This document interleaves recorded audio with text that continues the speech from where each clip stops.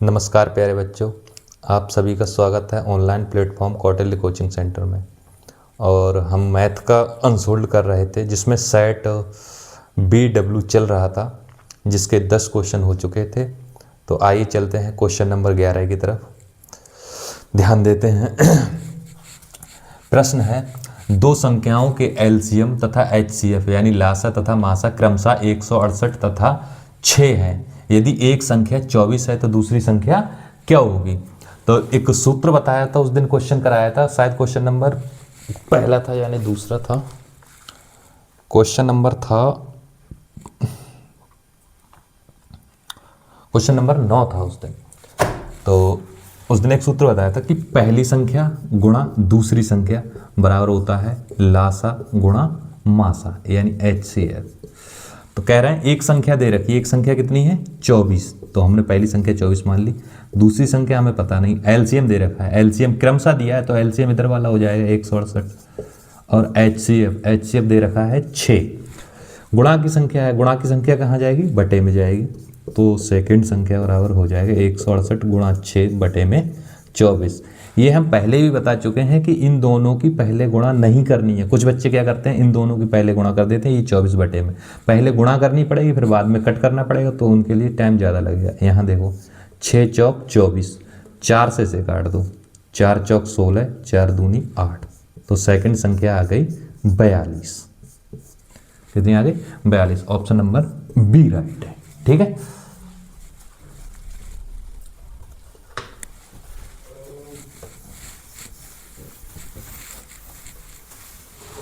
Question number 12 है।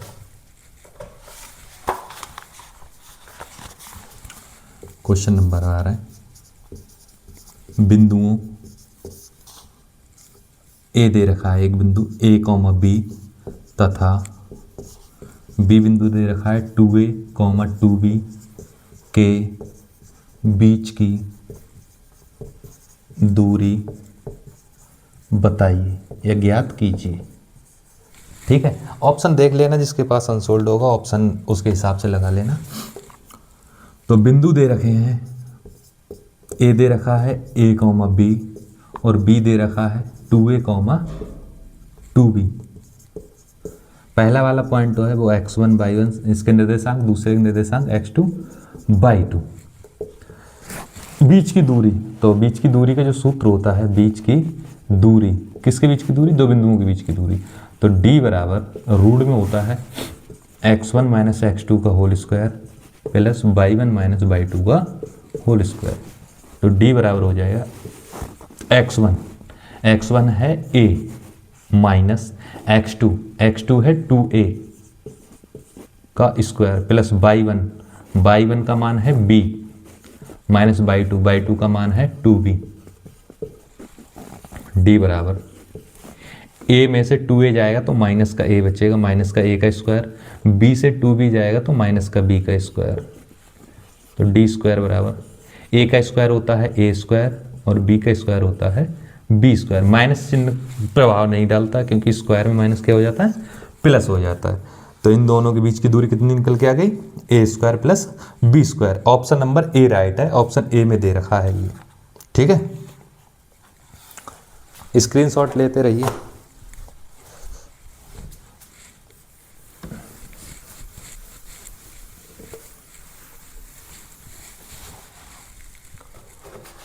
ये question देखिए, क्वेश्चन नंबर 13।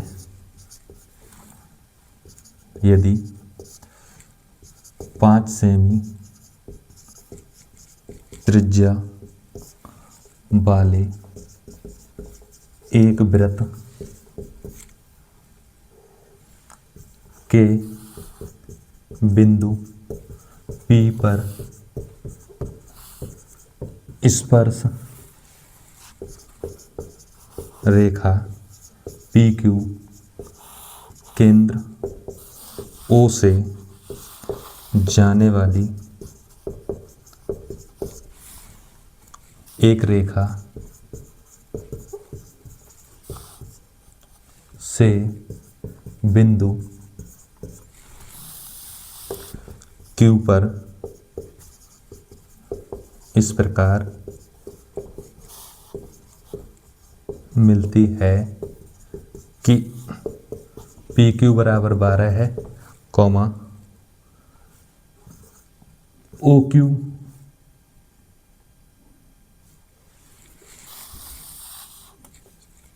पी क्यू बराबर 12 सेमी, तो ओ क्यू की लंबाई होगी। ओ क्यू की लंबाई तुमसे पूछी है। ये कह रहे हैं एक वृत्त है जिसकी त्रिज्या 5 सेंटीमीटर है। हम यहां पर एक वृत्त बना ले रहे हैं, इसकी त्रिज्या कितनी है 5 सेंटीमीटर, केंद्र इसका क्या है ओ, ठीक है। 5 सेंटीमीटर त्रिज्या वाले एक वृत्त के बिंदु P पर स्पर्श रेखा, यहां पर बिंदु P है, यहां पर एक स्पर्श रेखा गई है, ये गई स्पर्श रेखा, इसको टच करके जाए, स्पर्श करके जाए, स्पर्श रेखा, रेखा पी क्यू, ठीक है। केंद्र O से जाने वाली एक रेखा से बिंदु Q पर मिलती है, केंद्र O से जाने वाली एक रेखा पर बिंदु Q से मिलती है, ठीक है। यदि PQ 12 दे रखा है, PQ कितना दे रखा है 12 सेंटीमीटर, और ये तो तुम्हें पता ही वृत्त की त्रिज्या है तो कितनी होगी 5 सेंटीमीटर। तुमसे O और Q की दूरी पूछी है। यहाँ एक राइट एंगल ट्रायंगल बन रहा है, यानी समकोण त्रिभुज, तो पाइथागोरस प्रमेय लगा दिए, बाई पाइथागोरस। कर्ण का स्क्वायर बराबर लंब का स्क्वायर प्लस आधार का स्क्वायर। कर्ण कितना दे रखा है, कर्ण ज्ञात करना है, लंब 5 का स्क्वायर, आधार 12 का स्क्वायर, तो कर्ण का स्क्वायर 5 का स्क्वायर 25, 12 का स्क्वायर 144, कर्ण का स्क्वायर 25 और 144 169, ये कितने का वर्ग है 13 का वर्ग, स्क्वायर से स्क्वायर कट गया, कर्ण का मान कितना आ गया 13, और कर्ण ही ओ क्यू है इसमें। देखो तो तुमसे ओ क्यू की लंबाई पूछी थी, ओ क्यू की लंबाई कितनी आ गई 13 सेंटीमीटर। तो इसका ऑप्शन नंबर इसमें दे रखा है, ऑप्शन जो राइट है वो ऑप्शन बी राइट है, ठीक है। नेक्स्ट स्क्रीनशॉट ले लीजिए आप।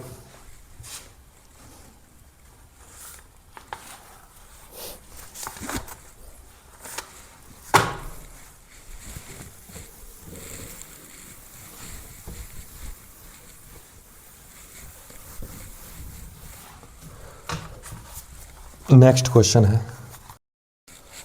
आइए तो क्वेश्चन नंबर 14 देखते हैं। लाइट जाने की वजह से वीडियो बंद हो गई थी, तो देखते हैं क्वेश्चन नंबर 14। क्वेश्चन नंबर 14 में दे रखा है यदि त्रिभुज ABC त्रिभुज DEF में, यानी दो त्रिभुज दे रखे हैं ABC तथा DEF, B और E बराबर है, तो दो त्रिभुज हम बना ले रहे हैं ABC, एक त्रिभुज और बना ले रहे हैं DEF। एक चीज यहां ध्यान देने वाली है, यहां पर B और E एंगल दे रखा है, ठीक है। एंगल B एंगल E के बराबर आना चाहिए, तो यानी एंगल B हमने यहां पे लिया है तो एंगल E भी तुम्हारे लिए यहां पर लेना है, ये बात ध्यान रखनी, ठीक है।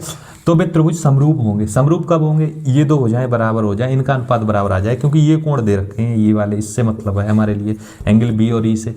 तो हमें अनुपात देखना है AB अनुपात DE मिल जाए कहीं पर, AB अनुपात DE, यानी AB बटे में DE, और बराबर में ये कितना हो जाए BC अपॉन में EF। तो ये किस ऑप्शन में दे रखा है, ऑप्शन नंबर बी राइट हो जाएगा, ठीक है। अगर इस भुजा की जगह अगर ये भुजा दे रखी होती तो AC अपॉन में होता DF, और फिर CB या BC लिख लेते, और यहाँ पर FE या EF लिख लेते, ठीक है। तो जिस कोण की सापेक्ष बात हो रही है, यहाँ एंगल B और E के सापेक्ष बात हो रही, तो हमें इन दो भुजाओं से मतलब है, ठीक है। बात समझ में आ गई, तो ऑप्शन नंबर कौन सा ही हो जाएगा, बी ऑप्शन ठीक हो जाएगा इसमें। अगला क्वेश्चन देखिए,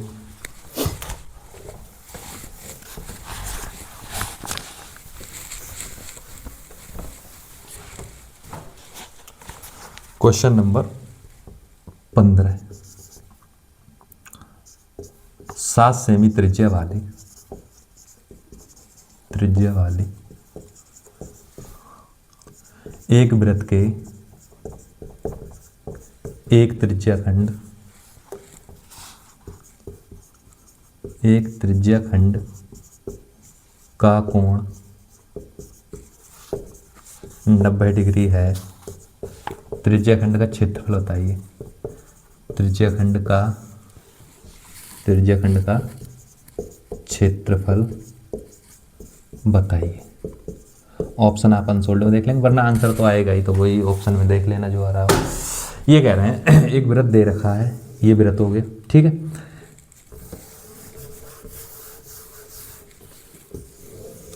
इसकी त्रिज्या कितनी है? 7 सेंटीमीटर, 7 सेमी। इधर के लिए बना लो, ये भी कितनी हो जाएगी? 7 सेमी, ठीक है। त्रिज्याखंड दे रखा है, त्रिज्याखंड एक कटा हुआ टुकड़ा दे रखा है। यहाँ कोण कितना दिया है? 90 डिग्री, ठीक है। तो इसका क्षेत्रफल पूछ रहा है, ये जो हिस्सा पड़ रहा है ये वाला, ठीक। तो वृत्त का क्षेत्रफल क्या होता है? तो वृत्त का क्षेत्रफल का जो मुख्य सूत्र होता है, वृत्त का क्षेत्रफल ये होता है ए बराबर, ए होता है एरिया बराबर पाई आर स्क्वायर इंटू गुणा में थीटा बटे 360 होता है। तो पाई का मान 22/7, आर का मान 7, त्रिज्या दे रखी है कितनी? 7। तो यहाँ पर लगाएंगे 7 × 7। 2 बार क्यों लगाया? क्योंकि आर स्क्वायर दे रखा है, तो हम 2 बार लिख लेंगे, 49 नहीं लिखेंगे। 7 का वर्ग लिखो तब भी 49 हो जाएगा, 7 7 49, लेकिन हम 7 को 2 बार लिख लेंगे क्योंकि एक 7 से 7 कट जाएगा। यहाँ पर थीटा तुम्हारे लिए दे रखा है 90 और बटे में 360, एक 7 से ये 7 कट गया, ठीक है। और 9 चौक 36 होते हैं। तो ये आंसर जो आ रहा है वो आ रहा है, ये बचा 22 × 7 और अपॉन में बचा 4। इसे और कट कर दो तो 11 7 77 बटे में आ रहा है 2, 11 दूनी बाय 100, यहाँ 2 से ये कट जाएगा 4। तो ये आ रहा है, और ये आ रहा होगा सेंटीमीटर दिया था, सेंटीमीटर स्क्वायर। मात्रा क्या होता है क्षेत्रफल का? स्क्वायर या वर्ग सेंटीमीटर लिखा रखा होगा, ठीक है। तो ये ऑप्शन तुम्हारा राइट हो जाएगा, 77/2।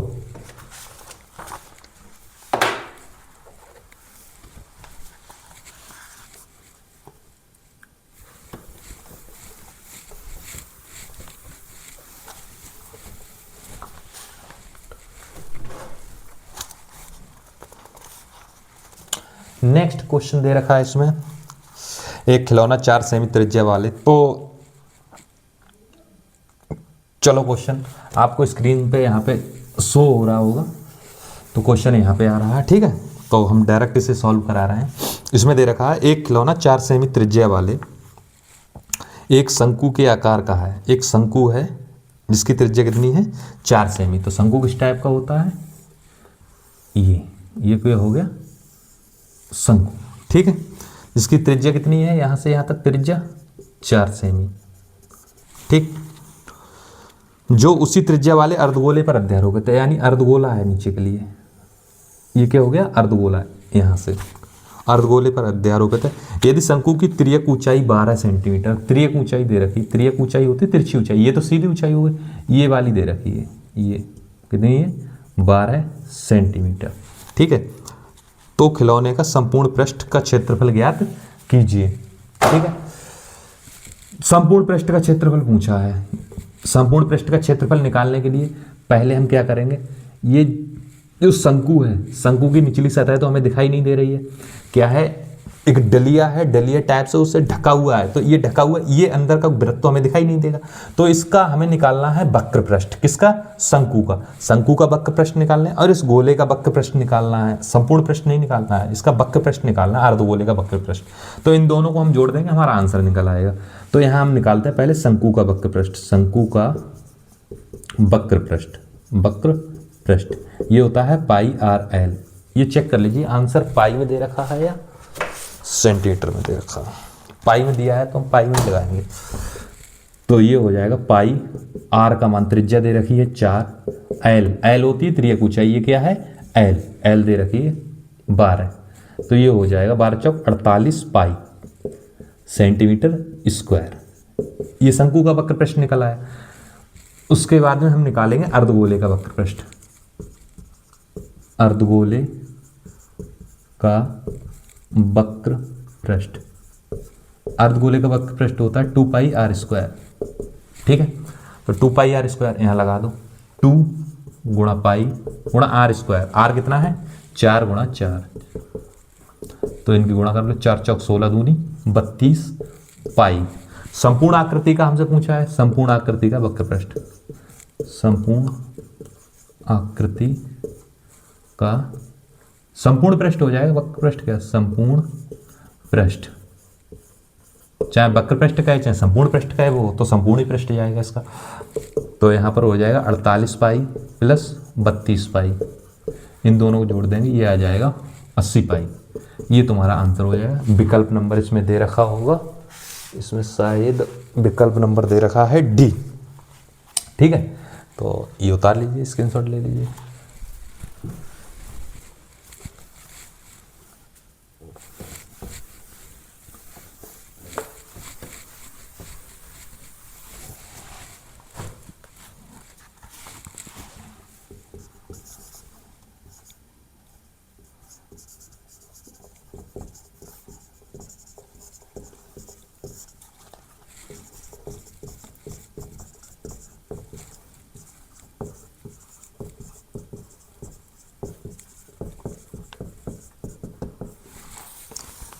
बहुपद के शून्य पूछे हैं।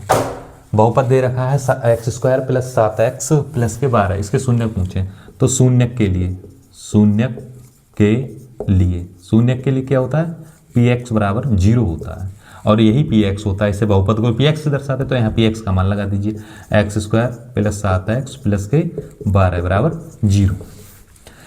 इसे हम तोड़ेंगे ऐसी दो संख्याओं में तोड़ो कि गुणा करने पर तो मिल जाए 12 और जोड़ने घटाने पर मिल जाए 7। तो हम इस टाइप से तोड़ लेंगे, 4 प्लस 3, देखो 4 3 तो 12 होता है, और 4 3 जोड़ेंगे तो 7 हो जाएगा, प्लस 12 बराबर 0। तो ये एक्स स्क्वायर प्लस, इधर मल्टीप्लाई कर दो, 4x 3x प्लस 12 बराबर 0। इधर से क्या कॉमन आ रहा है, इधर से x कॉमन आ रहा है, तो ये बचा x प्लस 4। इधर से क्या कॉमन आ रहा है, 3, तो ये बचेगा x प्लस 4, क्योंकि 3 चौक कितने होते हैं, 12 बराबर 0। ये दोनों सेम है, एक बार लिख लो x प्लस 4, दूसरा लिख लो x प्लस 3 बराबर 0। दो टुकड़ों में तोड़ लो, x प्लस 4 बराबर 0। जब ये 4 उधर जाएगा तो माइनस का हो जाएगा, x बराबर माइनस का 4। ये x प्लस 3 बराबर 0, ये 3 उधर जाएगा तो माइनस का हो जाएगा। तो इसके ऑप्शन आ रहे हैं x बराबर माइनस का 4 कॉमा माइनस का 3, ये वाला ऑप्शन राइट है। ठीक है, जो ऑप्शन नंबर इसमें दे रखा है ए। ठीक, आप स्क्रीनशॉट ले सकते हैं।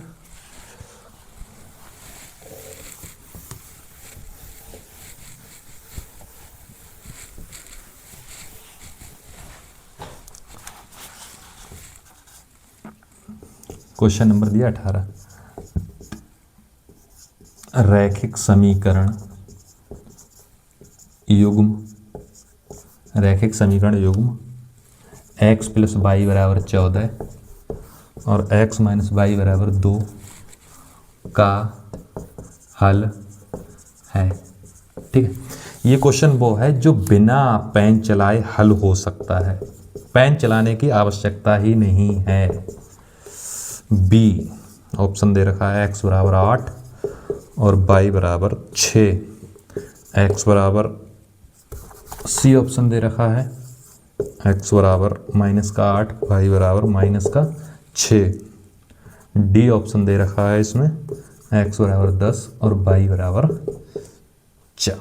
ठीक है, ये विकल्प, इस टाइप के भी क्वेश्चन आते हैं जिन्हें हल करने की ज़रूरत ही नहीं है। इन्हें हल करने में बच्चे क्या करते हैं, एक बार इन दोनों समीकरणों को जोड़ेंगे, फिर x का मान निकल के आएगा, फिर इन दोनों को घटाएंगे, फिर y का मान निकलेगा, जबकि ऐसा करना ही नहीं होता है।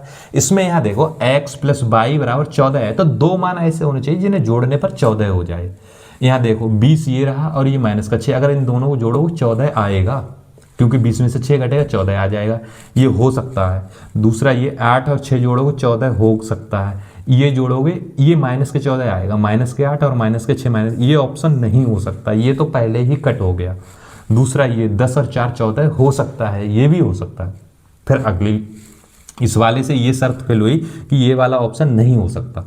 दूसरे वाले में आते हैं, x माइनस वाई बराबर 2 आना चाहिए। ठीक है, यहाँ देखो x माइनस वाई करेंगे, x का मान 20 है माइनस और y का मान माइनस के 6 है, तो ये दोनों अगर ये माइनस माइनस प्लस हो जाएगा, ये आ जाएगा 26, ये ऑप्शन नहीं हो सकता। यहाँ देखो x माइनस वाई करो, x का मान 8 है, y का मान 6 है, 8 में से 6 जाएगा 2, ये ऑप्शन हो जाएगा। अब ये क्यों नहीं है, यहाँ देखो x का मान 10 है, y का मान 4 है, यहाँ 6 बचेगा, तो यहाँ ये ऑप्शन नहीं हो सकता, ये वाला भी। तो ऑप्शन कौन सा राइट हो जाएगा? बी। जबकि हमें पेन चलाने की जरूरत ही नहीं थी, हमें सिर्फ ये देखना था कि दोनों को जोड़ने पर तो 14 आ जाए, तो यहाँ से 14 मिल रहा है, और दोनों को घटाने पर 2 आ जाए, तो यहीं से मिल रहा है घटाने पर 2, और इन्हें घटाओगे 2 कहाँ से मिल जाएगा? ठीक है, तो यहाँ पर घटाने पर कितना मिल रहा है? x 8 में से 6 गए तो 2 बचे, और 8 और 6 को जोड़ दिए तो 14 आ गए। तो ये तो बिना पेन चलाए क्वेश्चन सॉल्व हो जाएगा। ठीक है, तो स्क्रीनशॉट ले सकते हैं। बाकी ये समझने वाला है, इसमें स्क्रीनशॉट भी क्या।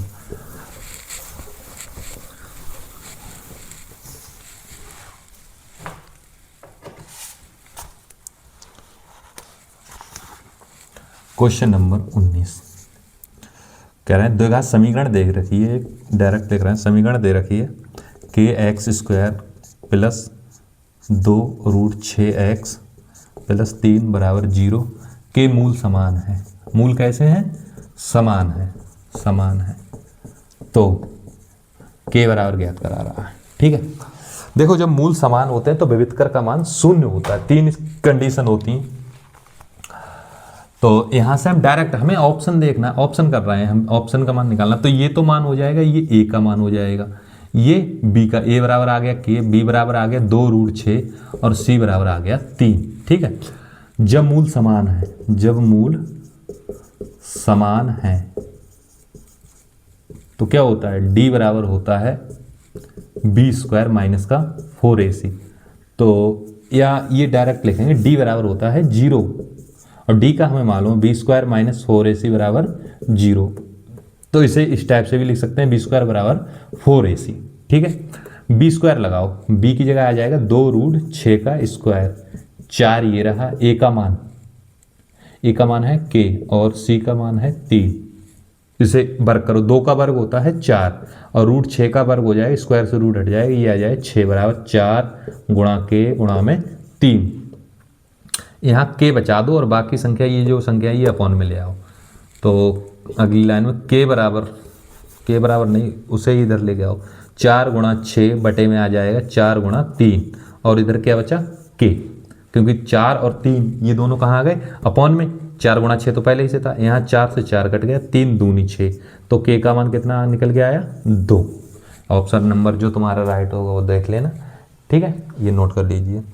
ये क्वेश्चन एक इसमें से पेपर में हर साल बनता है, जब मूल समान हो तो के का मान, तो विविधकर ये तुम्हें ध्यान रखना है, विविधकर का मान कितना होता है? 0 होता है, डी विविधकर कहलाता है। जब मूल समान होता है तो डी 0 हो जाता है, डी की जगह हम लिख सकते हैं b² माइनस 4ac, और उसके बाद हम फिर सॉल्व कर लेंगे।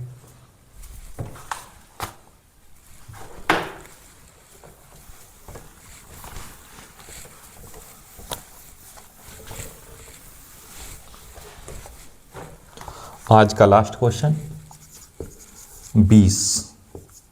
एक एपी दे रखी है, एपी का मतलब है समांतर श्रेणी, -6, -4, -2 और डॉट डॉट डॉट कह रहे हैं 7वां पद बताइए। 7वां पद क्या है?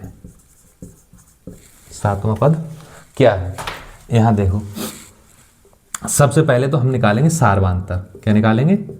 सारवांतर। सारवांतर को हम दर्शाते हैं डी से, और डी निकलता कैसे है? a2 माइनस a1 कर दो, चाहे a3 माइनस a2 कर दो, यानी अगले वाले पद में से पिछला पद घटाना। डी बराबर a2 कितना है? a2 दूसरा टर्म है -4 माइनस ये वाला a1 है -6, तो डी बराबर ये -4 माइनस माइनस प्लस का 6, तो डी बराबर आ जाएगा 6 में से 4 गए, यहाँ प्लस का 2 बचा। ठीक है, और यहाँ से साफ साफ ए हमें दिख रहा है, ए कितना है पहला पद? -6। हमसे पूछा क्या है? 7वां टर्म, 7वां a7 निकालना है।